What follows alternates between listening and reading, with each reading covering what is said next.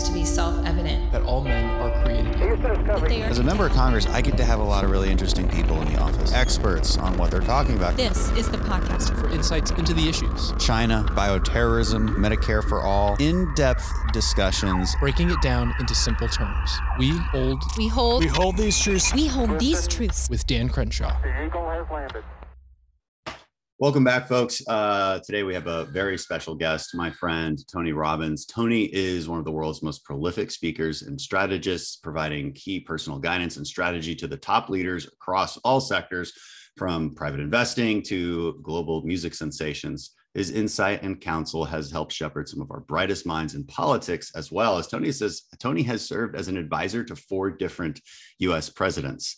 He routinely travels the globe, delivering powerful seminars, thoughtful keynote speeches, and healing personal advice to millions of people. On an average year, he's on stage in 115 different cities in 12 to 16 different countries, and notoriously burns up to 11,000 calories during some of his most intense workshops. One of those events was actually my Houston Youth Summit just last year, where he graciously spoke and was a huge reason for the summit's success. So thank you, Tony, for doing that. So you've written on a bunch of topics, bunch of books. You recently came out with a new book, Life Force, and I think the world is a better place for it. It's almost like an encyclopedia of some of the newest, most interesting medical developments, healthcare developments. I want to talk about that. I want to talk about how you got to where you're at. So I want to start with this question. You don't like to refer to yourself as a motivational speaker, motivational coach, life coach. These are not the words you would use. There's even a documentary about you that's called I Am Not Your Guru. And so don't call you guru. But I mean, how do you describe what you do? Well, you can call me whatever you want. I've been called a lot of things over the years, I'm sure. No, I'm more of a strategist. The only reason I like motivator is I was never into motivation. If you asked me to go to a motivational seminar, I'd never go in a million years. I think most people who are driven have drive already. It's really about directing that drive. It's really about strategy. But I do believe in passion. I do believe in energy, because without high levels of energy, you don't do anything. But most of my focus is really how to increase the quality of life for people. And I've basically spent my life studying who are the most successful people on earth in various areas: your body, your emotion, your relationship, your finances, your business. And I've tried to apply those things to myself first to prove they work to me. And then I've been able to take them to tens of millions and hundreds of millions of people through events and programs. And I love to do it in a way that actually creates change. Stanford did a study. They came to me during COVID, because as people with depression shot through the roof as people were shut down. We've had the largest number of people overdose on drugs in our entire history as a country. And, if you go traditionally deal with depression, how do you do it? Well, you maybe go to a therapist and they work very hard to help you, and more than likely they give you a medication. And, across the meta studies, they explained for me at Stanford that only about 40% of the people actually are helped. 60% after a year have not improved at all. The 40% that do improve, if you go across all the meta studies, the average improvement is about 50%. They're half as depressed as they were. Now, some people are totally cured and some people not at all, of course. But it's pretty pathetic when you think about it, because placebos can almost have that impact. Yeah. And so they came to me and they said, Tony, some of the people from the Stanford genetics lab actually attended my Date with Destiny seminar. It's a 6-day total immersion program where you basically find how your brain creates meaning, how you value things, how to shift that. And they were radically shifted. One was very depressed. So they said, there's no real data. Would you be willing to do a study on how using no drugs, what kind of impact we could find? So they took a group of people and they did a group. They modeled the most successful study ever, Dan, was done recently, 2 years ago, I think it was, at Johns Hopkins. They used psilocybin, which is basically magic mushrooms, and therapy for a month. And they produced a result unlike anything you've ever seen. 53% of the people after 30 days had no symptoms whatsoever of being depressed, which it's like 4 times more than you would normally see. And so, but unfortunately, it's an illegal drug, and they're still trying to figure out how to utilize it. So they wanted to use this event. So they put one group and they mirrored them. They had a group do positive journaling from Stanford, and then the group that went through the seminar. And about 17% had eidetic focus on suicide. The rest were depressed, clinically depressed. And after 30 days, this is the part they couldn't believe. They literally double-blinded this twice by 2 other organizations because they just couldn't believe it. 100% of the people were absolutely free of any symptoms, and none of them had idiotic suicidal thoughts at the end of 30 days. Then they did a study following people 11 months later from the general population who went to one of my programs digitally for 4 days, just the weekends, called Unleash the Power Then. And they found 70% reduction in negative emotions, 52% increase in positive emotions, 48% drop in anxiety. But 11 months later, they still had the same numbers, and it was still COVID. That's why they did 11 versus 12 months. So there are tools out there that can make a difference. And so to think that's motivation, certainly knowing what drives you is important. If you're overweight, what drives you is food, right? Let's be honest. Everyone's driven. The question is about what? Are you driven to relax? Are you driven to change the world? Are you driven to get healthy? And so my focus has really been finding those strategies. And I'm really excited. I've been doing this this is my 45th year doing this. I started when I was 17, believe it or not. I'm 62. And I've seen just about everything you can imagine in 195 countries working with people. And you discover that it's just patterns.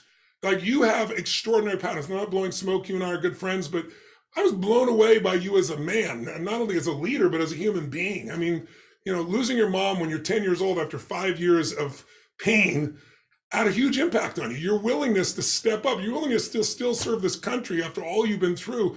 I mean, for those listening, Dan gave me the privilege of, I was reading his book. I was blown away by him. We got to meet briefly when he was here in Palm Beach one time at a friend's house. And I said, would you come speak for my group? And so he said, sure, then he's going to come speak. And then his other eye got detached a year ago. And I said, Dan, this is done. Listen, you're not coming. And he goes, no, why don't you just call me on the phone? I'll lie on my back and I'll do the interview from there. I'm like, are you serious? Of course, I can relate, not at your level, but I was bleeding out. I had burned a hole in my esophagus from mercury poisoning, and I was in a wheelchair the next day on stage delivering. So I feel like you're a brother, but you've surpassed me by far. I've never risked my life like you have for this country. I'm just blown away by that. But there are patterns. There's patterns that have made you who you are. Patterns of thinking, patterns of values, patterns of emotion, patterns of belief. And when certain patterns will make you angry and sad all the time. Certain patterns will make you frustrated. Certain patterns will make you grateful. They'll make you excited. So when you start understanding these patterns, whether it's depression or whether it's someone who's succeeding, you start to see that we're more than our patterns, and we can change those patterns quickly. But when we think I'm wired a certain way and that's just it, then change becomes impossible. So most of my life has been getting the call after I figure these patterns, and I get the call, the athlete's burning down on national television. Boom, I got to step in right now with Serena Williams. Her sister just died. She can't get on the court, and I got to deliver. Or, I get the phone call from the president of the United States, and he says, they're going to impeach me in the morning. What should I do? And it's like, first, could you call me sooner? And then I got to figure out what to do. So those patterns are what have made me successful in changing myself and being kind of a go-to guy for people around the world in business and sports and entertainment and government. Well, look, it's no wonder that that's a highly sought after market or product, I would say, which is this finding your inner passion, finding your motivation, yes, finding the right habits that give you the energy necessary to accomplish your goals. This is something I think about all the time. Yeah. I don't do that great at it. I really don't. I mean, you're understanding. I manage okay, but I'm a kind of chaotic guy in the nature of my job. Also, I can't build routines. It's impossible because of the travel schedule. You probably relate with that, but just living in 2 places, it's difficult. And I'm constantly looking for how do I keep my energy levels up? How do I maintain that flow state that actually allows me to be creative and thoughtful? It's extremely difficult, and it's easy for a lot of people. And I think this is a big problem in America. It's easy for a lot of people to fall into these traps of despair where they feel like nothing they do really matters. Nothing they work on is really worth working on. And it's like, who cares? Why don't I just put 50% effort? I mean, what's the difference? What's it going to make? Yeah. And you're saying after one of your seminars, those positive vibes, they last for a year afterwards. That's pretty unique and impressive, because I've seen seminars like this and you feel great. And then, but in a few weeks, you're like kind of back to your sort of, I don't know, just down in the dumps kind of. Part of that, what they found is part of what makes that work is there's a science behind what I do. So they did a study where they took the one of the highest rated Stanford professors and had to teach my exact content. And then they put another group in my seminar. And at the end of 30 days, The group that did my content had all these great changes, but 2 months later, it wasn't there. And the difference is the change in biochemistry. So they followed me for 3 years. They measured everything. I wore this $68,000 device that measures everything going on. They came to my hormones moment to moment, but then they did it in my audience as well. And there's something in sports that the greatest athletes and greatest teams have. It's this ratio between testosterone and cortisol. It's this unique balance. Cortisol is the stress hormone. Testosterone will get you to push through. And not only do I do it, but the audience does this. And that's why they retain a year later, why they've made emotional changes. But they've also shifted their perceptual filters. Like you change a core belief and you see the world differently. When you think it's a waste of time, nothing's ever going to work, nothing ever has, that belief is a self-fulfilling prophecy. But when you actually shift it biochemically, where you start to believe, no, there is a way. I don't know the way, but I'm going to find the way. Just a simple belief change like that radically changes your actions. And as you consistently change your actions, change your results. But you are a master of patterns. And I'm not blowing smoke your way. The thing I love most about you is your ability to step out of the emotion and use your brain. We're living in a world where there's so much anger on right and left. And, I'm more of an independent person myself. I voted on both sides of the aisle. I've worked with people on both sides of the aisle. But I respect somebody who can pull back from all the emotion and say, let's look at this from 30,000 feet. And I've watched you do that around energy. I've watched you do that around the war. I mean, people are still going to generalize who you are, unfortunately, in the culture we're in. But this culture is not forever. I mean, no pandemic's forever. And the war seems to have changed that. No war is forever, but we go in cycles. And I think it's important for people to realize that we've had from 1945 to about 2008, we've had a cycle of stability since World War II that's been pretty amazing. Don't get me wrong. We've had ups and downs and economic challenges, but we haven't had a world war. We haven't had something that resets the world order. But if you study history, and I'm a student of history, and I think you are too, 1,000 years of Roman history, you can see these patterns of like 4 seasons that happen every single year, every 100 years, I should say. And we're going through winter now. I mean, the greatest generation, when I was speaking to the young kids at your conference, one of the things I wanted to give them is a lot of them are kind of looked down on by older generations today, boomers, and they look down on boomers, they go back and forth. But the same things are said about them that was said about the great generation when they were really young. The greatest generation we talk about is the World War II generation. Yeah. So imagine you're born in 1910, and your first 20 years, if you're lucky, society is taking care of you, right? You're learning, you're being taught things. Then around 19 or 20, you get to start testing for the next 20 years, who you are, what's real, what are relationships. You find out maybe you're not invincible. You discover relationships are harder than you think. You're not president of the United States instantly. You're not a billionaire. And you learn and you grow. And then you're the soldier of society. You get to 42 to 62, not for everybody, but as a chapter, if you've done a good job during the spring and summer, you really have great talents and skills that you now can make a difference, and you become a leader as you are. And that stage, then 62 to 82, and if you're lucky, 82 to 102, and there's some people lived 120 in this world, that's winter or extended winter where you can now be more the mentor. But everybody hits those seasons at a different historical time. Yeah. Some people, when they're a kid, that's when a hell's breaking loose, right? It's wintertime. Some people, when they're a kid, it's springtime. So if you were born in 1910, this is the example I love to give people. And those kids, as they grew up, we won World War I. Think about that. We had all these new technology, cars, everything else. The roaring 20s, these kids were called flappers. They were irresponsible. They didn't give a damn about anything but themselves. They were self-indulgent. And the older generations looked down on them. But when they hit 19, 20 years old, they're going to go get their car and go party. It was 1929. And so the demand, people jumping out of buildings, the Dust Bowls, people standing in bread lines, they had to grow. Their season for development was in the middle of winter, and winter's tough. It either kills you or makes you stronger. And so sure enough, they make it to 29, from 19 to 29, and now it's 1939. It's World War II, and they got to go fight a war that looks like Hitler's going to win. He's crushing country after country. So guess what? By the time they came home, they were heroes. They lived through winter at that stage of life, and they come home 35, 40 years old.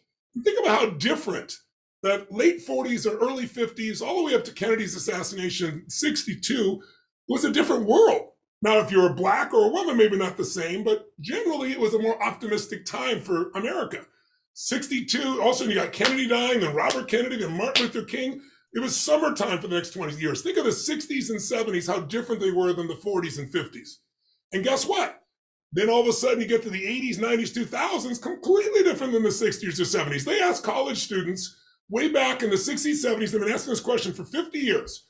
Which would be more important to you? A philosophy of living that will make you have a happy life, or practical skills to be financially independent? In the 60s and 70s, 82% of the kids said a philosophy of life. In the 80s, 90s to 2000s, 81%, almost identical, the opposite, said pragmatic skills for living. Because guess what? The boomers got taken care of by their parents. They were protected. They were sent to school. They're told you're brilliant. They went off to do their mission. They weren't there for their kids. Their kids were latchkey kids, the X generation. They got pragmatic and tough. And then now they have spoiled their kids because they weren't spoiled, right? And so now you got those kids. But guess what? Those kids, we're in winter right now. We've had the financial seasons. We made it through 2008. Now we got to face trillions of dollars in debt. We got to face a changing world order with China rising, with the wars that are happening. And there's going to be cyber wars. There's going to be a war if history repeats itself. It doesn't repeat, but it rhymes. And so these kids are going to be, I think, the next leaders of our society. So if you can have a larger view, even though you may not like it, winter doesn't mean every day is terrible. It's winter right now in Florida. It's pretty gorgeous out, right? You know, it just means the overall theme is tougher, and it's going to be less stability than we've had. There's going to be more change in these next 10 years, basically, if history repeats itself. We got about 8 or 10 years of this, and then there'll be a new springtime again. There'll be reorganization. People will change. There'll be less anger, more optimism. I mean, literally, you can read, there's a book called The Fourth Turning, another one called Generations, written by the same authors.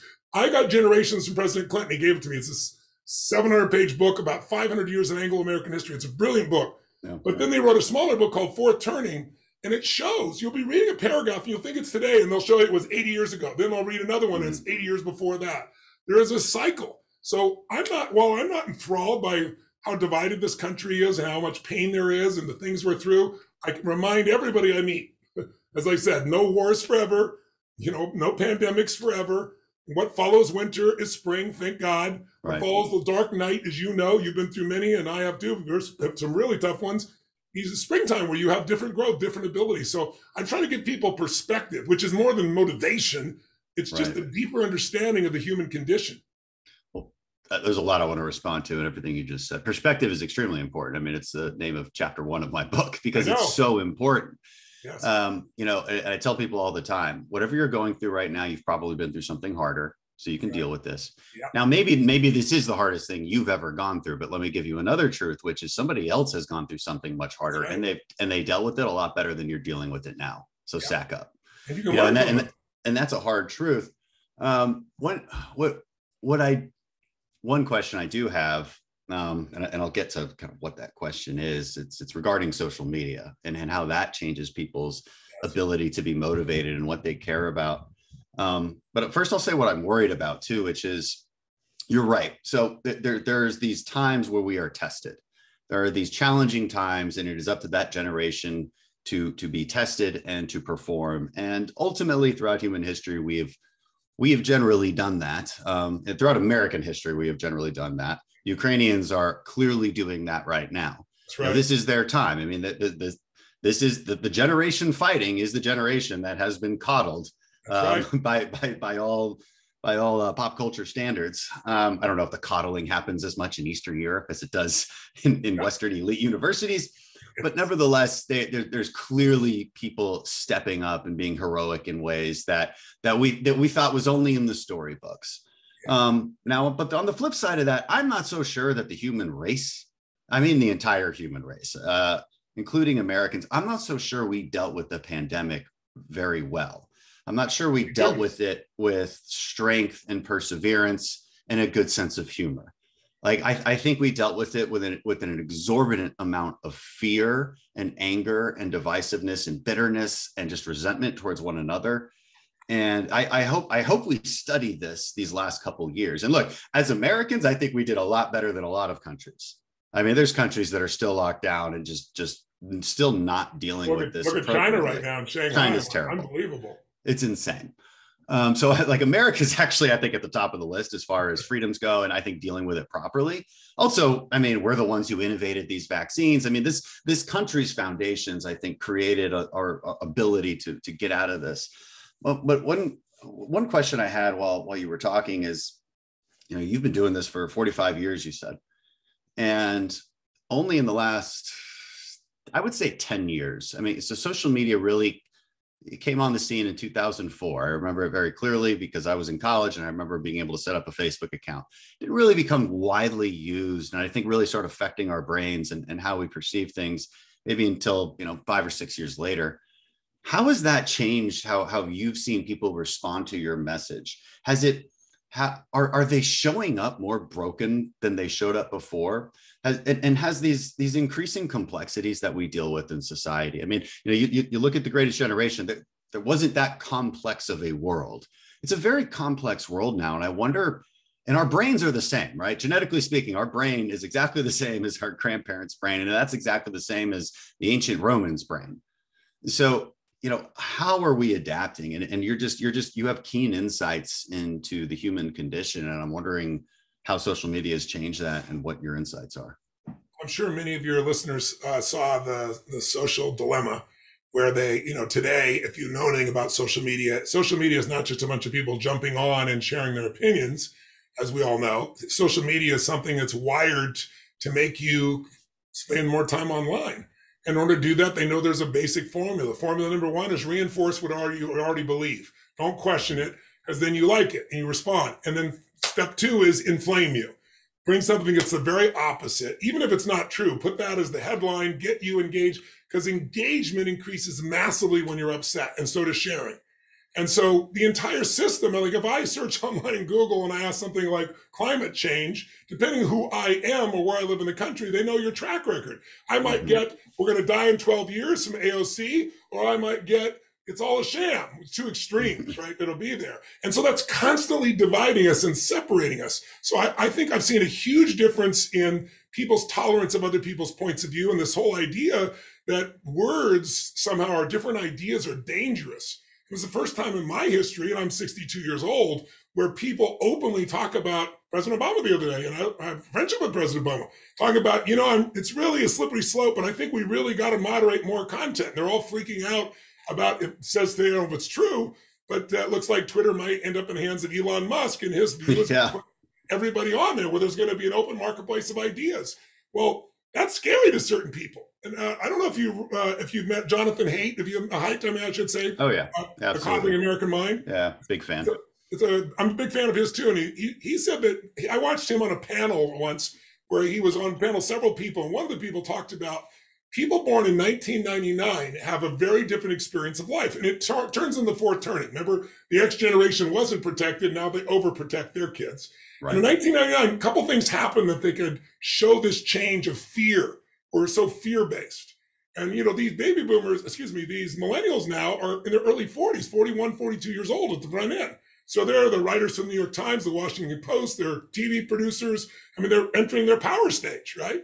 But they were brought up differently. In 1999, we started putting on every milk box virtually, children that were missing.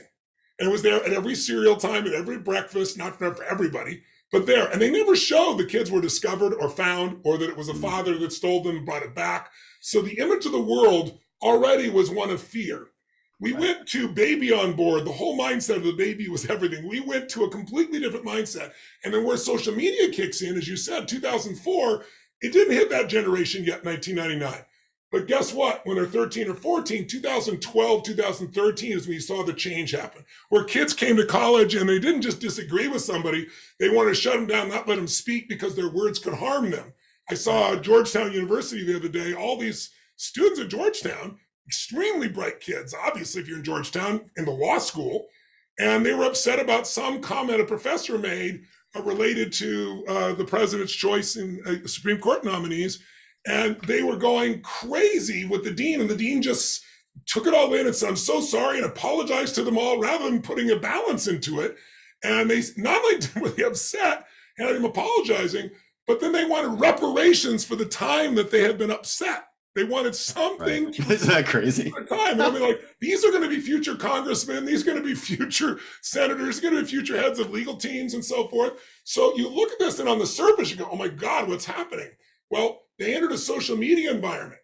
Suicides amongst females have jumped since social media, almost 300%. Amongst males, about 75%. Males, we train each other. We tease each other. We beat on each other. Women, when they put out something, they wait to see what people respond. If they don't, they get really hurt, right?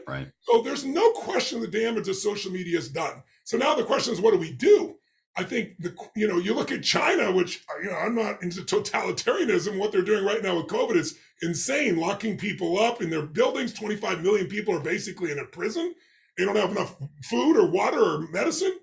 But they do have at least an idea that you wouldn't force upon society, but they have a limited number of hours that they'll let somebody be on social media, right? It's a different approach. We have to figure out where that balance is as a society, and we have to be able to open up to new ideas because, Twitter's an example. Many think people were, disbanded or deplatformed because they said things that 6 months they were, called crazies, and 6 months later we all see it as true. The vaccine did not work in terms of stopping the spread. That just did not, even though we were told over and over it did. So then people hear that and they throw their next pendulum to everything is BS. So we're living in a world where it's hard to know what is true anymore. And it's extremes. Again, you've been one of the reasons I respect you is you've been more of a balanced voice in all these things. You're not just trying to attack the other side, you're trying to attack the problem. So I think the answer to the question in what I see in my audience is I've had kids get up and I got a stadium in Chicago full of people where Michael Jordan played. And, it's an incredible event. The momentum's going. And I tell a joke, about someone, and this woman stands up and she tells me she's offended and that what I did has made her feel unsafe. And so I really try to understand how the crowd is yelling at her because, it's a crowd of mixed people, ages and backgrounds from all over. But it was an interesting experiment. So I do hear it, but not as much. Those types of people do not take responsibility. Those types of people have been taught you're responsible for my feelings. The three beliefs that have changed our society that not all young people, but many have gone to Ivy League schools have been taught, and now a whole generation has been taught whether they buy it or not, is number one, trust my feelings. My feelings are everything. You and I both know if you just trust your feelings, you're gonna do a lot of stupid things. And then the second one is, you and I would probably live by, if it doesn't kill me, it makes me stronger. If it doesn't kill me, I better avoid it because it could eventually destroy me. Right? And then the third part is life is good and bad, good and evil, and you must destroy the evil and attack the evil. Well, life is a lot more gray than good and evil. But when you believe those three things, then life is a scary place. But again, what will take care of this? External challenge. A bigger external challenge. And there's an old phrase that says, art for art's sake is the psychology of the well-fed. Right? In the Ukraine, they're not worrying about being woke in the Ukraine, right? Suddenly... And so we're going to unfortunately have to go through some pain because if you imagine how we dealt with COVID, if the founders of this country had 1/10 the level of fear we allowed ourselves to have about worrying about somebody breathing on us, we wouldn't be here. Their chance of survival, making that trip and being alive a year later was 60% that they would not make it, 40% that they would. Everything that we have today has come from people that were courageous, people that were scared but did it anyway because the risk reward was worth it and they valued freedom. And unfortunately today that's begun to change. So I feel passionate about it, but here's what I do. My part is to show people when you take 100% responsibility for what's going on in your life, you may not be responsible for everything. You can't control everything, but you can control your mind, emotions, and behaviors. So there's three decisions. I always tell people, this is what controls your life. And as your listeners or viewers are watching, I ask them to test it for themselves. I shared this when I was with your kids. I said, the three decisions are number one, what are you going to focus on? Now, when I say decisions, you got to remember about 45 to 48%, depending on which research study you read, of what we do is habit. The great thing about habit is you don't have to think, and it gives you more bandwidth for other things. The bad thing about habit is you don't think, right? So most people have the same thoughts today as they had yesterday. And so have the same emotions. But if you wake up to these three decisions and make them consciously, they can change your life. So the first question is, what are you going to focus on? Whatever you focus on, you feel, whether it's true or not, doesn't matter. That's what's happening in our society. Social media is controlling what you focus on and what you see for their advantage. And dividing you and getting you upset keeps you online, more online. And so they keep doing it, right? There's an economic incentive to do this that is gigantic. There's a power incentive that comes with this that's gigantic. But think about it. There's three things you can focus on as patterns. You can focus on what's missing or what you have. If you focus on what's missing, you wouldn't be here today the man that you are. Because you're missing things that a lot of people are not missing, and yet that's not your focus. Your focus instead is what I have and what can I contribute and where can I go? When you ask most people, do they focus on what's missing or what they have? The majority of people, and even more so during COVID in the seminars I've done, and I've done seminars now with 800,000 people for 6 days because I've done them digitally. I built a studio. So my 15,000 person seminars have gone to almost 1 million people. So I ask them, and you can see them on this giant set of screens, and they can tap and vote. We see where they are. Most people are focused on what's missing. That's natural when you're being shut down, but it's not going to make you be in control of your life. And even when people are succeeding, most successful people often focus on what's missing. That's why it's never enough. How are you going to sustain happiness when your brain's habit is always look what's missing? Second habit, do you focus more on what you can or can't control? Most people focus on what they can't control. And there's so much we can't control. And right now it's even more obvious. The season we're in of winter, you notice it more. But there's so much you can't control. And when you focus on what you can't control, you're totally disempowered. You're going to be fearful. You're going to be uncertain. You're going to be freaked out. Do you focus more on the past, the present, or the future? Most people, it's the past when they're upset because they can't change it. The present can give you some focus. Anticipating the future is the ideal balance between those. So I'll ask people in a seminar, 15,000 people, or even bigger ones now online, and say, how many of you know somebody that takes antidepressants and they're still depressed? And 85% of the room raises their hand. Really? How could 85% of people know somebody's depressed still taking antidepressants? Because antidepressants just numb you. They don't deal with the source. The source of your problem is you keep finding what's wrong instead of what's right. What's wrong is always available, so what's right. So you've got to change your focus. Then you got to take control of the meaning. Is this the end or the beginning that you just figured out? Is this the end of relationship or the beginning? Is this God punishing you? That's why this happened? Or God's challenging you? Or the problem's a gift from God? Or is not God at all? You're just a lazy bastard and you're creating your own problem blaming God, right? Whatever meaning you give is going to control your emotions. That's where your emotions come from. They are not from other people. They're what you decide to focus on and the meaning you give it. And meanings we're in control of, but they're habitual. People come up with the same meanings. If you're unhappy all the time, look at the meanings. And then once you come up with a meaning, it produces emotion. If you think that someone's dissing you versus someone's challenging you versus someone's coaching you versus they're loving on you, you're going to feel different from those 4 meanings and you're going to act different. That's the third decision. What are you going to do? So if we change those 3 decisions, we literally take control of our lives no matter what season we're in. And most people do that. You couldn't be who you are if you couldn't take unbelievable adversity. You never would become a SEAL. You never make it through your life. You never be who you are today unless you controlled your own focus. Not perfectly, but where you focus on what I have and what I'm here to give versus what's missing. What I can control. I can't control certain things. I can control this.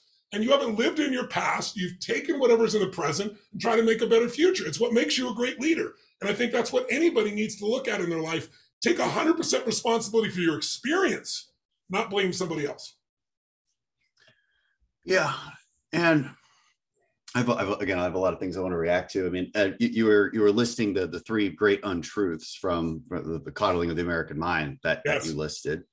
And one thing that frustrates me recently is that, look, a lot of those books, even though Jonathan Haidt is not a conservative, those books are very popular amongst conservative audiences, and less so amongst the far left audiences for I think reasons that are perhaps obvious. But you talk about those untruths, and like conservatives say, yeah, exactly. That's exactly what I agree 100%. What frustrates me is I see conservatives living those untruths in very, very serious ways, engaging in this sort of internal cancel culture in very, very serious ways. And sometimes that just happens, especially when you're out of power and people get frustrated. And you know, my great question is always, how do I get people to stop and think? How do I get people to stop and wonder, is this social media post trying to take advantage of my emotions?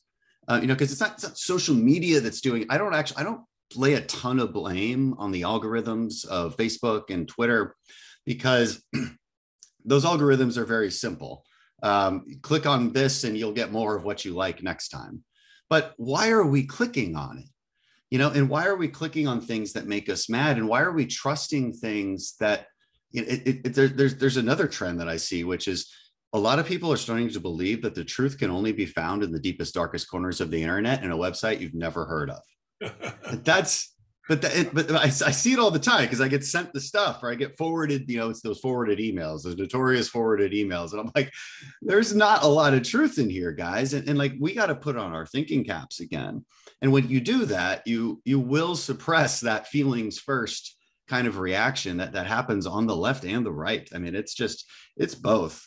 One thing I would ask you, going back to the basics, is how long does it take you to impart these lessons? I mean, how long are these seminars? Are these nice, easy days? Like, come in, have some lunch. I mean, what are we talking about here? Oh, you're talking 12, 13 hours a day. And most people wouldn't sit for a 3-hour movie. They think of this, think it's impossible. I do 4 days, 12 hours a day. And if you got to imagine it now, Dan, I start here. And now I built this giant studio with 50-foot high, 20-foot high screens and a 50-high ceiling, 50 feet around me. It's totally interactive. I can see everybody, interact with everybody. But we start here at 10 a.m. and my Australian clients are starting at 2 a.m. and going to 3 in the afternoon. My British clients are starting, let's say it's 2, in the afternoon and going to 3 in the morning. So keep people engaged like that. You got to over deliver. So, but the reason for that is your conditioning the nervous system. The reason we keep doing these things that we're smarter than is dopamine hits. We're literally being trained like rats. Yes, we're responsible, but most people have no clue how they're being trained, how gradually they're wiring you to do these things. And then when people are frustrated with the rest of their life, they're going online to change how they feel. And when they feel out of control and insignificant, there's 2 ways to be significant. Do what you do, take unbelievable risks, push yourself through their line, know that people are going to attack you, but still do what you believe is right to serve society or humanity or your country or your state or your family. Or tear down everybody else, which is so much easier, right? It is so much easier. I can do it with a few keystrokes. You don't even know who I am. Mm-hmm. I mean, people say to people things online or even an email that they wouldn't dare say to your face in a million years. Nope. Right? Nope. And they never do, by the way. They never say these things to my face. Never. Everybody's always very nice to my face. There's a different consequence when they're there in person, right? And they can't generalize. But, that's why we're addicted to this, because it meets a lot of human needs. Unfortunately, it isn't just the social media firms, it meets our needs. And unfortunately, you can meet your need for comfort by smoking a cigarette, or significance. If you grew up where, oh, screw you, I'm going to smoke, you can get a lot of your needs met. Significance, connection to yourself, comfort from smoking a cigarette while you're killing yourself. And so we're wired for this. Until we are awakened, and I don't mean woke, I mean awake, then we have a different approach. But I try to look at it as left and right. I look at it as people who've been raised to believe the problem is the system, and people have been raised to believe that we're independently responsible. And that's the giant difference between left and right. There are extremes on both sides, but all of us make these stupid mistakes. I've made these. I'm not pissed off about stuff that doesn't make any sense. I got riled up. I don't know if you have. I'm a pretty smart guy, but it's easy to get hooked when you're stressed. It's easy to get hooked when it feels like your world's been turned upside down. And when you feel like people are out to get you, I mean, it gets back to those 3 untruths. Like the enemy is evil. That's right. And if you feel that way, then everything they say, and then somebody on your own side agrees with something they say, and they're like, well, now you're evil too. And it's like, wait, take a step back. Think. Maybe it's not about good versus evil. It's about wrong and right. I mean, we disagree on what is best. But, when you go down these paths of good versus evil, it's very detrimental to common sense thinking. Look at COVID as an example. There's a common denominator. We all want our families and friends to be safe, but nobody starts with that anymore. It's all you're wrong or you're right, or this person or that person. It's like we've forgotten to come to the center of what this is about. We're so caught up in the dialogue or the ideology, we've forgotten the outcome. And the outcome is something I think left or right, whether you believe the system is broken or whether you believe it's the individual. I believe it's both. I remember I would go out and I went join the senatorial trust when I was, 31 years old on the Republican side. But I voted for Democrats at different times. I voted for Barack Obama the first time. And it's like, I couldn't understand. I'm listening to all these Republicans and they're all talking about, you got to pull yourself up by the bootstraps. Well, I've done that, but a woman who's addicted to crack or meth and is having a baby is not going to pull herself up by the bootstraps. And then I go to my Democratic side, like these guys, they care so much more. But then I watch them totally imprison people into, you have no choice. There is no future. The system's against you. And it's like, every achiever I know loves the system's against them. They figure out how to grow. It's like we need some kind of balance. I think more Americans are in the middle, but you don't hear from them because if you talk in the middle, people try to destroy you. So the right and the left, which are just good humans trying to live their life under stress, and they're finding a different reason for the problem. And one of the reasons for the problem is, I always tell people, the biggest problem people have? They think they're not supposed to have any. It's like, I like that. Problems are a sign of... I met Norman Vincent Peale. The guy was 92 years old. I was 32. My career was just early on. And he wrote the original book, The Power of Positive Thinking. And he heard about me and invited me to come to Toronto to meet him. And I remember meeting him, and I had this great conversation with him. And I said, Norman, I said, you're still doing seminars at 92? I said, I'm only 32. How come? He goes, well, there's still a few negative people out there, Tony. I still got some work to do. And then I asked him, what's the most important thing you learned in 92 years? Could picture this, Dan. This guy was a horse and buggy when he began. He saw cars, rockets, radio, television. I mean, he saw it on the internet, all of it. He said, the most important thing that I've learned is the power of problems. He said, I've always said that, if the only people without problems are in cemeteries. And I laughed. I said, I heard that somewhere. He goes, well, I said that in 1947. He said, but they never finished my quote. My whole quote is, if the only people without problems are in cemeteries, if you don't have any, you should get on your knees and beg for a few. Problems are a sign of life. So the real question is this a normal problem, an abnormal problem, or a pathological problem? Some of us take normal problems and make them pathological. If your child gets an earache, your first child, you're freaking out, you think it's pathological, you take the kid to the hospital in the first moments. By the time you get to your fourth kid, you go, it's an earache. We're going to handle it, but we're not going to freak out about it, right? If you got a new business and you got a cash flow problem, it's a problem, but it's normal. If you got a mature business, you got a cash flow problem, it might be pathological. We just throw everything in the sink and everything right or wrong, good or bad.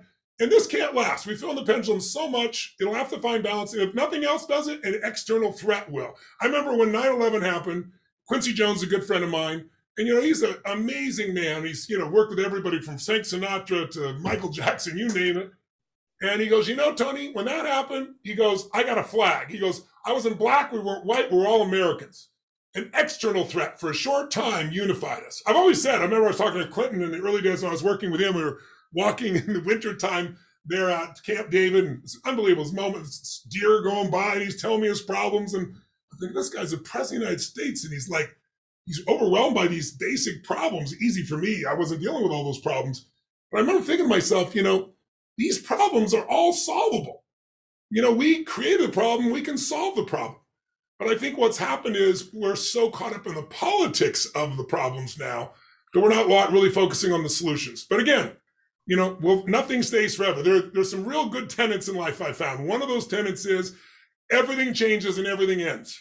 That might sound negative to people, but it's true. Everything changes. If you don't do anything, the economy is going to change. If you don't do anything, our culture is going to change. If you don't do anything, your body's going to change. Your relations are going to change. Change is automatic. Progress is not. If you want progress, you got to wake up and make conscious choices. And I think we're in a place in our society where necessity is the mother of invention. And, we've got a lot of necessity. I don't think we've hit the threshold yet, unfortunately, but we will.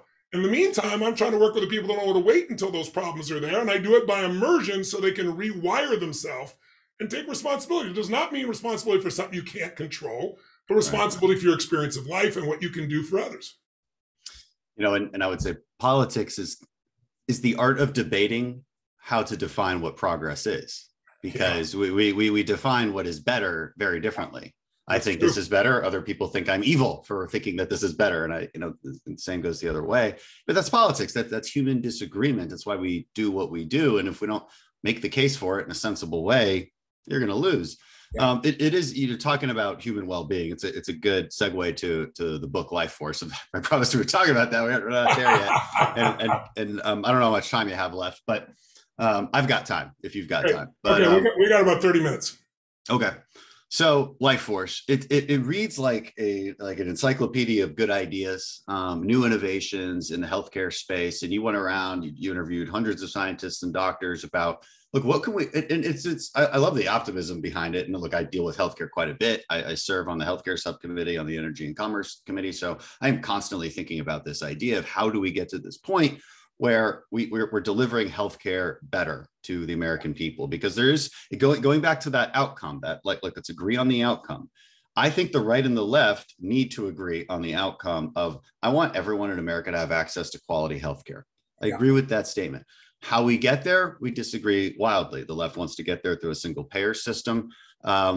The right doesn't have a great answer to this. Now I've developed a sort of vision for how I think healthcare should be delivered. And I think Republicans have it, but we have never articulated it very well. This podcast is not about that. We'll hit that subject at a different moment. But a key tenet of delivering better healthcare is embracing the innovation that has occurred and allowing that innovation to make healthcare more accessible and cheaper. And so, I mean, I'm curious because this book seems a little, I mean, it's related to performance enhancement, obviously. So healthcare is clearly a part of performance enhancement, but it is a little different than what you've written about in the past and what your seminars are on. So how did you even go down this path? Was there a personal experience? Yeah, there was, but I've been obsessed with peak performance. So I had to be kind of a biohacker from the early days. Like, I get on stage and I do 16 to 18 miles on one day, running around the building, 15,000 people. I don't stay on the stage. I go up into the crowd, up in the stadium. And so in order to do that, I'm burning 11,300 calories on an average day. These guys followed me for 3 years. I couldn't believe it. That's average. Some days more, crazy. Some days a little less. It's just wild. It's equivalent of 2.5 marathons to give you perspective, or 2.5 NBA games to give you perspective in terms of the demand on the body. I jump 1,000 times and I weigh 282 pounds. So every time I hit, they explain to me it's 4 times your body weight. So imagine 1,000 jumps times over 1,000 pounds each time. It's 1 million pounds of pressure. So they showed me my bone density to go, these are humans. These are Olympic athletes. These are gymnasts. They're the strongest bone structure. And they go, this is something we've never seen. I have 99.999% more bone density than anything they've ever measured. I have 15 pounds of lean body mass more than the average lineman in the NFL, right? If you ever gone running with a friend and you get to where you can't talk, it's because your lactic acid has gotten to 4. Well, I'm at 18 and still speaking. So that all came because I was just so driven to support, and I knew I couldn't just talk to people. They're not going to remember that. I had to give them experiences. I had to make their nervous system change. Well, to do that, 22, 25, 27, but I'm doing more at 62 than I was then. So along the way, I developed all these tools and I've shared them. So I've taught about health principles forever. But this book was the result of an accident that almost ended my career. They told me it was ended.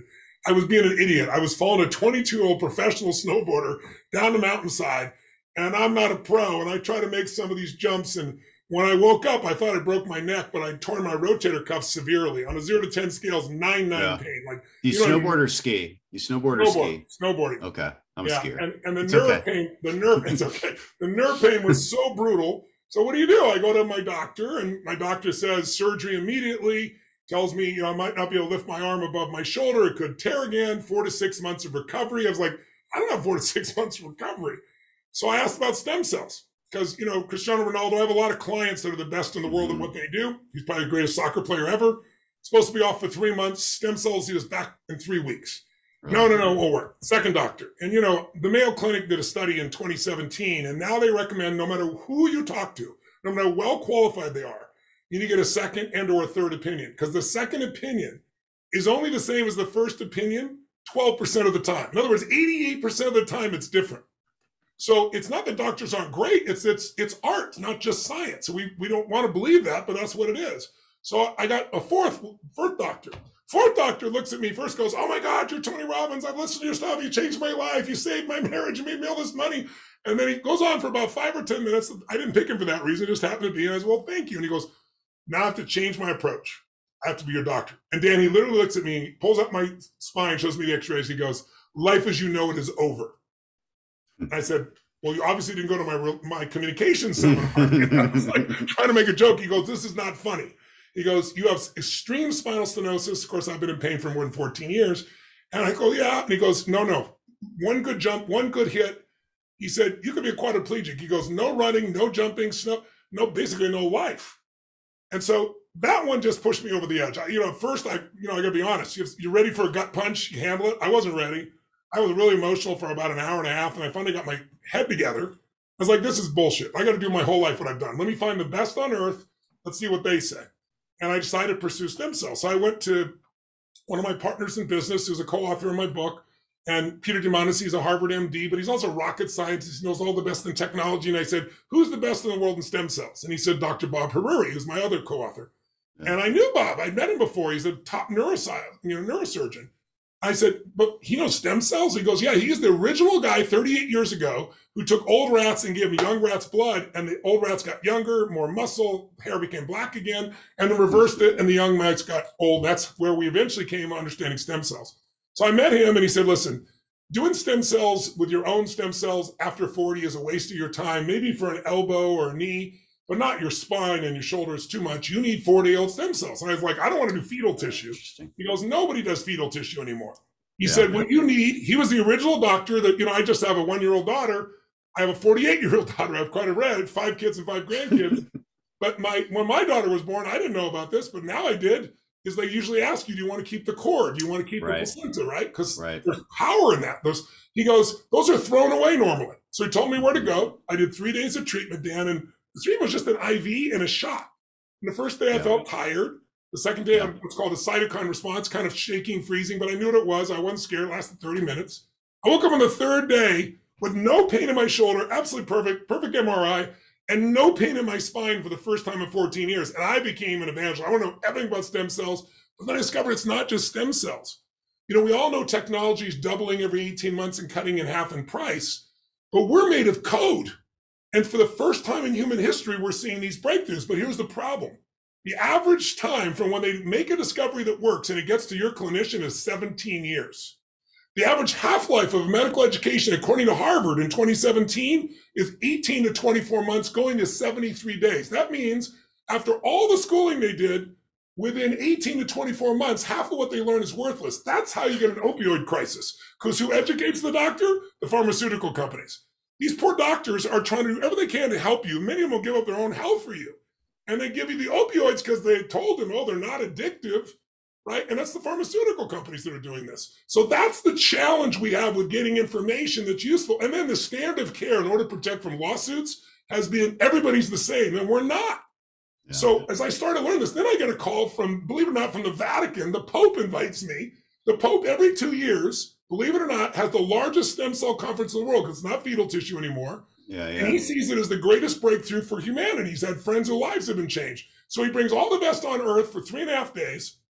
And he said, would I be the cleanup speaker? I said, only if I can go to the rest of the classes with all the docs. So I did.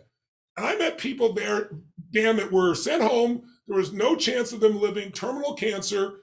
And they got CAR T cells and they're alive today, 7 years later, totally healthy. I met a boy who was 11 years old at 5. They told him he had 90% chance of dying in 90 days. He got his sister's stem cells, 11 years old, totally healthy, and loves his sister, as you might guess. I met, the greatest golfer of all time, right? Who stands up there and tells me that he couldn't stand for 10 minutes without being in pain, Jack Nicklaus. And such severe pain he couldn't stand, they're going to fuse his spine, which rarely works, by the way. And if it does, it really makes it difficult. Last minute, somebody convinced him to do stem cells. Now he's 82 years old, plays tennis, and plays golf at 82 years old with no pain. So I said, I want to do what I do with Money Master the Game. There I interviewed, none of it was my opinion. Let me interview 50 of the smartest people in finance, Ray Dalio, Carl Icahn, Warren Buffett. Let me do with 150 Nobel laureate scientists and the top doctors in the world. And so that's what I did. And I discovered things that just were mind-boggling. Like here's an example. There's a single injection.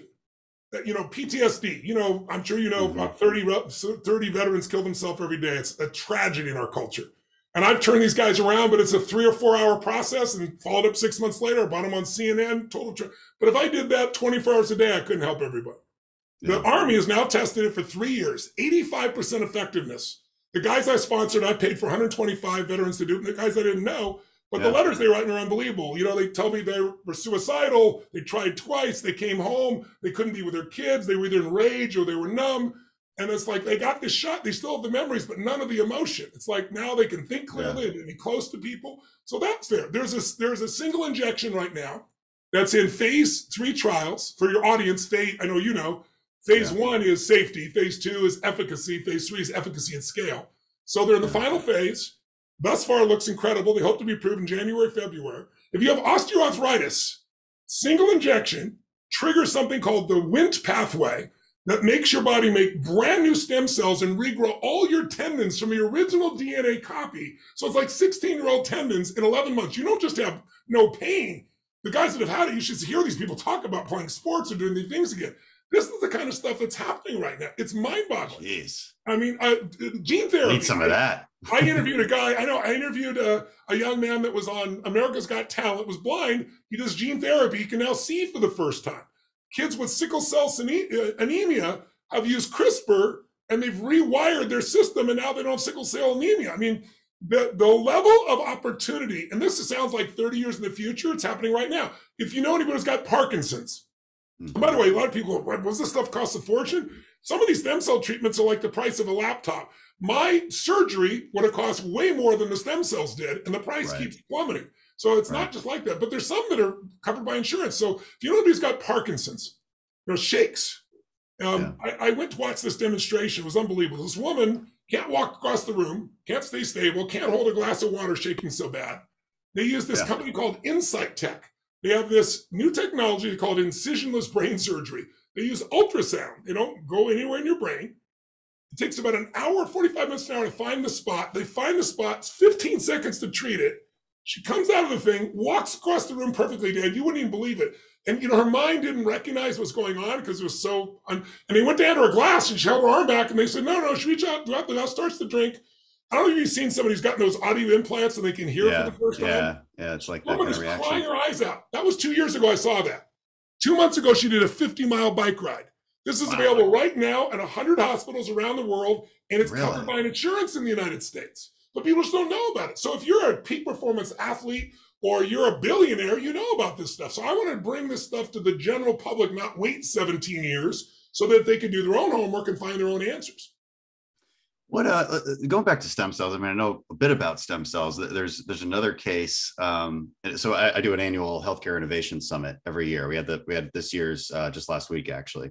The first year I did it, we had a local Houston company called Hope Biosciences, and we had a lady who had debilitating Parkinson's, couldn't walk, couldn't move, but she walked on stage after maybe a year of stem cell treatments. And it did an absolute miracle for her. Now there's different types of stem cells. Okay. So there's these adult stem cells, which are adipose tissue, which means they take your fat out and then autologous. Right. And it'll separate that out and then re-inject it. Now, a lot of doctors will say that's not really stem cell treatment if you're doing it the same day. What they do in this particular company in Houston is they take those stem cells out, add a treatment to them that allows them to reproduce over time. So you build this bank of your own stem cells. But what you did was different than that, because like you said, if you're over 40, this isn't that helpful for you. And that's interesting. That's an interesting point as well. So how do you get these young stem cells? Are these placental stem cells all the time, or can you get one from can a child give their adipose tissue? Like, I'm not even familiar with this. Yeah, no problem. So the autologous is the term they use for your own stem cells. And if you're, 30 or younger, then that might be useful. But once you get 35 to 40, they start dropping off the cliff. And so if you have an elbow or, an ankle or something, it might be useful. If you have something a little bit more substantial, you need something with more of the force of life. That's why I call it life force, right? Mm-hmm. And so you want something that's new. And so you can either do placenta or you can do cord. Those are both options. They're available in different parts of the world. You're not allowed to do those in the United States right now. So you got to step outside the country for that. But the rewards are so great. You can say, well, can I afford to do that? Well, again, if you look at the cost on some of these things, it's not much different and a lot less than if you've done the surgery. Now, we have insurance on some of the surgery, but not all of it. So it's worth looking at. But again, it's coming down very, very rapidly. But those types of stem cells, but there are two other breakthroughs that are happening in this United States. There's something now called V cells that were discovered in 2012. And V cells are stem cells that are senescent. They're asleep. They've never broken down. They haven't aged. They're like in this somnolent state, and they can take them from your own blood. They treat it. They don't do any outside treatment that makes it illegal for the FDA. They treat it with a laser that activates them. And when they activate them, they discover there's way more than they could see microscopically before, and then they put them back in your body. And they've been incredibly effective, and they're doing more. Also, the biggest breakthrough is the things that Dr. David Sinclair's done. There's a man named Yamanaka from Japan who won the Nobel Prize for proving he could take any cell and reverse its age back to what's called a pluripotent stem cell. Sorry for the long words, but it means a stem cell that can become anything. It's like a stage 0. And so he did that. David Sinclair's office, and he won a Nobel Prize. David Sinclair, I think, is going to win a Nobel Prize for what just recently happened. It was published in Nature. He took mice who had glaucoma. In other words, their nerves are burnt out. You cannot regrow the nerves in your eyes, right?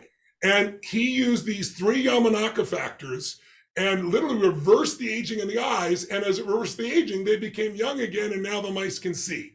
This is where the world is going right now. This is the direction that things are happening that are very exciting. So, in the next 10 to 12 years, Dr. Church from Harvard is probably the greatest genetic scientist in the world. I asked him, I asked Ray Kurzweil, probably the greatest inventor of all time, right? Created everything that you do in music or Surrey. He's the guy that created it all. He's always been able to identify. He's the guy that when they're doing the human genome and everybody said it was going to cost hundreds and hundreds of billions of dollars and take 100 years, 7 years, he's the one who estimated it would be done in 13 years. He created the budget. And 7 years into it, Dan, they'd only created 1% of the human genome that they'd been able to, and they're only going to do 13 years. Everybody said it's going to fail. He said, no, when you do the doublings, 7 doublings, it was 5%. 7 doublings, and we'll be at 100%. It finished on time. That was $2.7 billion, almost $3 billion, 13 years. Today, you can get your human genome done overnight for $600. So that'll give you a sense of what's happening with us right now in terms of those transformations. But I think it's even more important for people to understand something. Let me give you a 2-second little lesson here for your audience. DNA is not destiny. Anybody who's a modern scientist and does their work in this area knows this is true. Now we know it's the epigenome. So the epigenome, epi means above. So your genome, what matters is what gets turned on and off in your genes, right? That's what matters. So think of a piano. The keys are your DNA, or the genome. The piano player, that's the epigenome.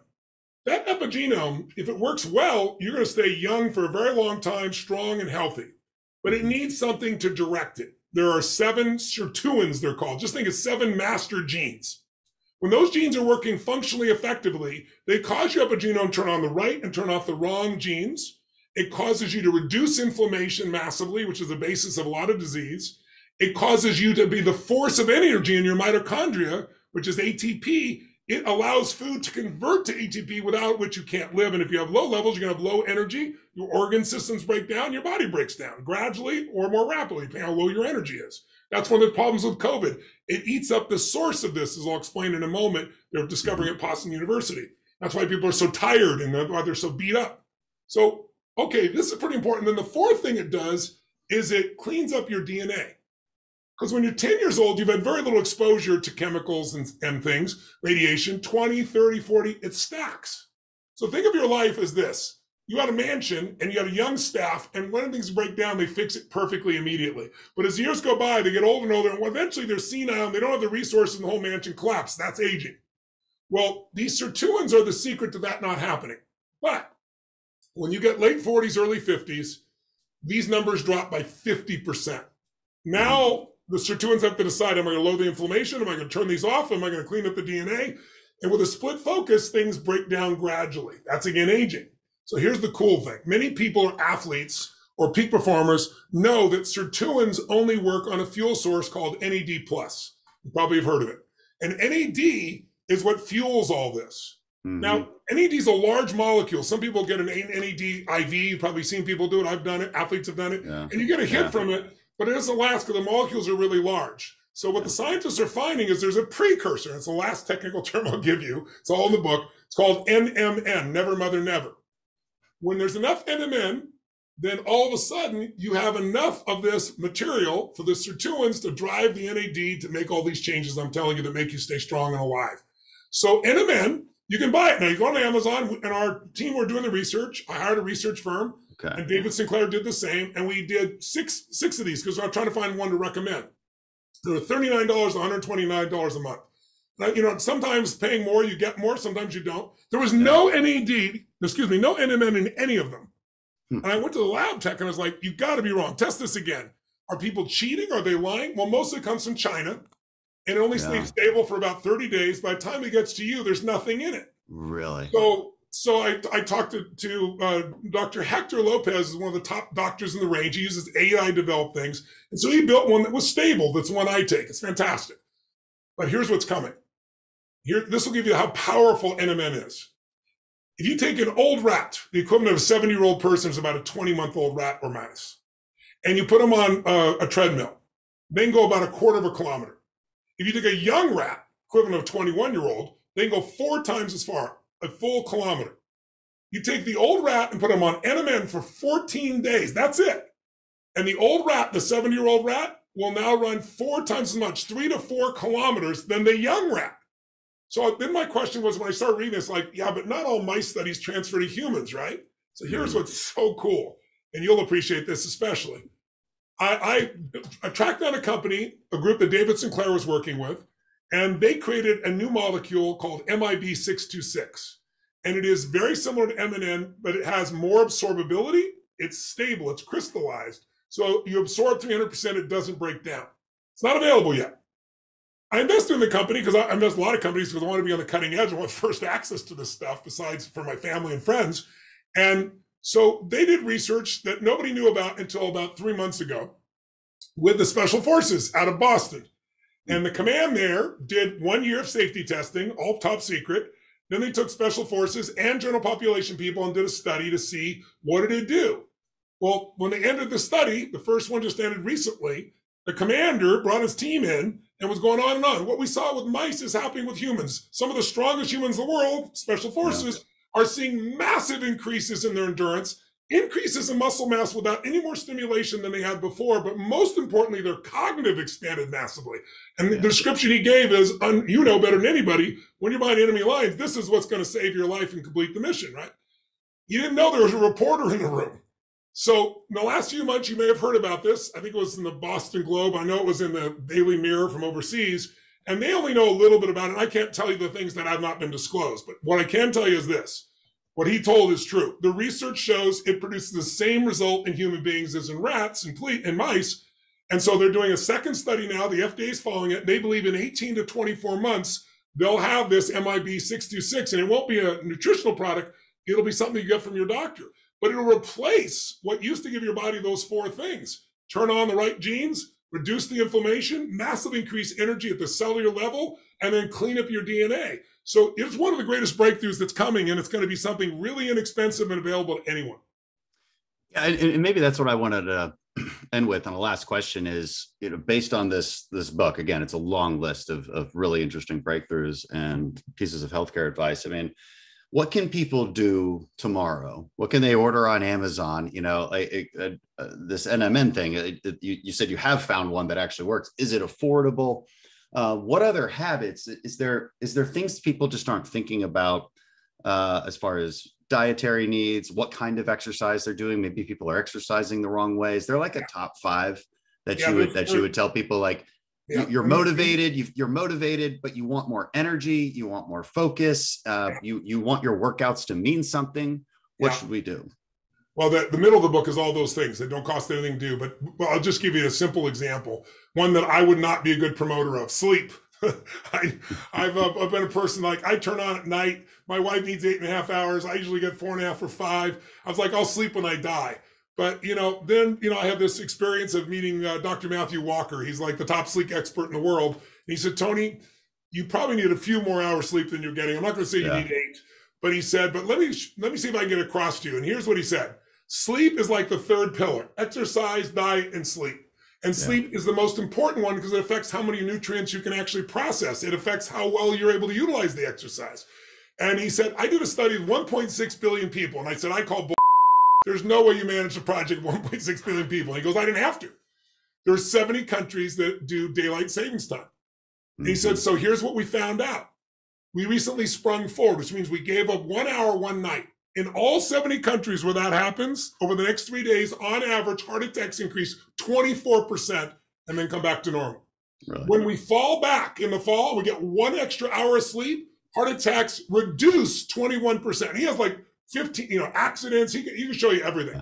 In order for your well-being, you need to get yourself more sleep. So I wear, a Whoop now. And the reason I do it is I've never measured anything. You can use Oura rings. There's a million different approaches. Yeah. But what I like about this is it shows me not only how I slept or how deep, but in quick glance, I can see how much I strained my demand versus how much I recovered. And so it allows me to monitor what I'm doing, and I'm doing it more. Secondly, exercise is everything and nobody does it. So I give people all the— It's hard. It's hard. Nobody wants to do it. But it's hard until you do it. After you've exercised for 6 months, most people, even if they quit, they'll come back to it because it gets in your genes. You crave it. But for people that don't exercise, I show you tools like women who are 50 years old and older, 1 out of 3 develops osteoarthritis. Bone density weaknesses, right? Mm-hmm. So arthritis as well, but bone density. And there's these new devices that you can do in less than 10 minutes a week and go to a center where they have them. They're all over. And I list them in the book. But you go there and you do this little 10-minute workout. You don't have to change clothes. And Olympic athletes do it because it builds unbelievable muscle. It's all about the right stimulus with enough rest. So it measures an amazing stimulus for 15 seconds. Like my wife could do 125 pounds. 6 months later, she's doing 250 pounds, like in a chest press. But it's against the computer, so nothing can fall on you. You can't get injured and so forth. And if a week later, you come back and you haven't improved, you take 12 days off because most people overtrain. So it's beautiful for people that don't want to work out.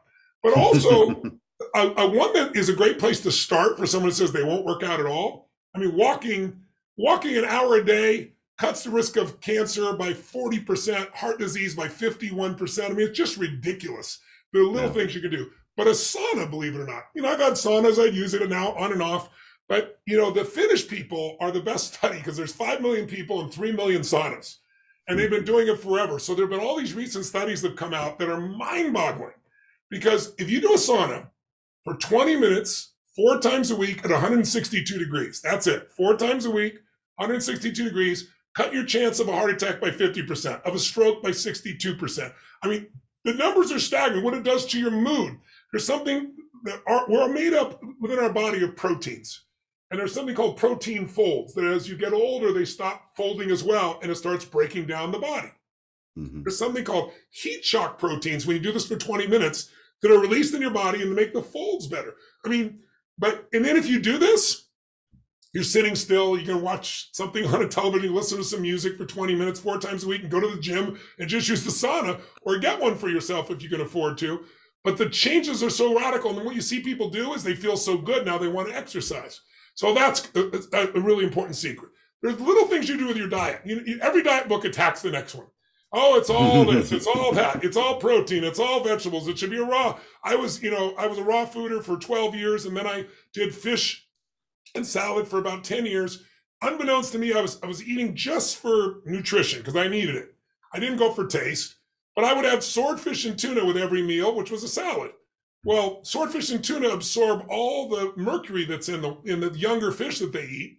And I ended up burning a hole in the side of my esophagus because I had mercury poisoning. I didn't know it. So one of the tests I have people do, everybody, about 1 in 3 people who do it have some form of poisoning from metal because it's so ubiquitous. But you can clean it out very easily and not get where I got.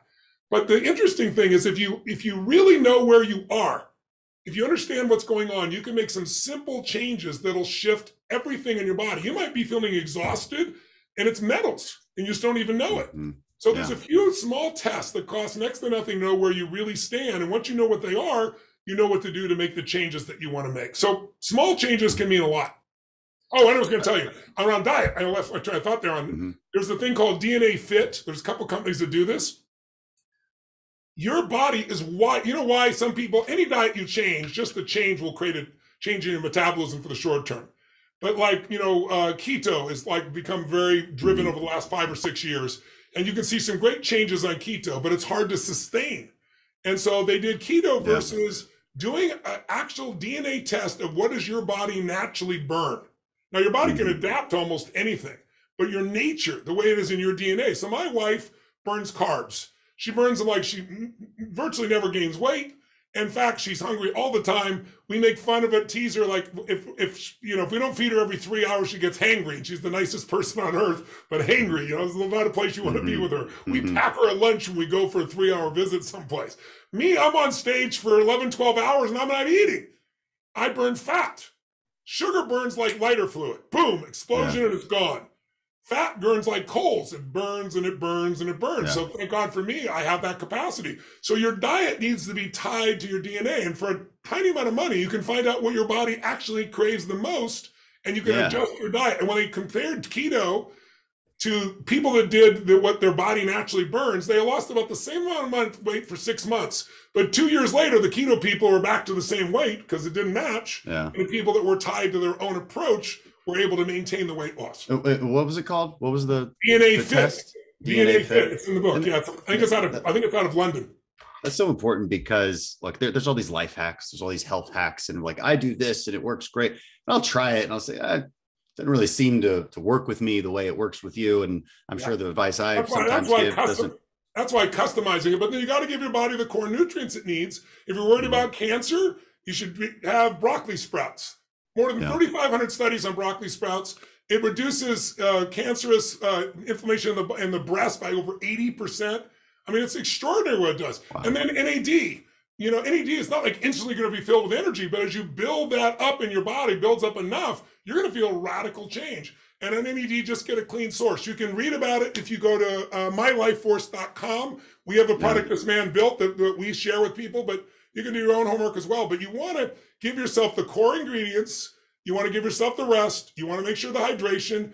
And then there are these cool things, these hacks that if you want performance, or if you're dealing with somebody in your family who has a real challenge, there's a whole chapter on the 7 biggest breakthroughs in cancer, the 8 biggest things that have been done in Alzheimer's today. So you can not just use this for yourself, you can use it for others. And by the way, I'm donating all the profits from this book because I have my last 3 books. So now, we're feeding 20 million people out of this through Feeding America, and the balance is going to heart disease, cancer research, and Alzheimer's research. We're to 900 million meals out of the promise I made to feed 1 billion people. So we're closing in on it in the next year. We're 2 years ahead of schedule. That is really impressive. We didn't even talk about some of the philanthropy that you do and feeding the world. I mean, it's really incredible, the stuff you do, Tony. And I'm glad you're sharing some of your secrets to high energy and productivity because you're kind of on a different level. And even for me, it's easy to be it's what's the word I'm looking for? It's easy to be intimidated by such high performers. We could talk for hours, but you promised me until 5 o'clock, and it's past 5:30. So I really appreciate it, Tony, and appreciate all the work you do. And, thank you so much, Dan. I appreciate all that you're doing for our country. You're a unique human being that's out there, and I'm sorry that I know you can see clearly right and left and not just be one or the other. It's one of the things I really respect about you. That's hard to do in our society right now, and I hope you keep doing what you're doing. I appreciate it, Tony. Take care. Thank you. Tony Robbins, everyone.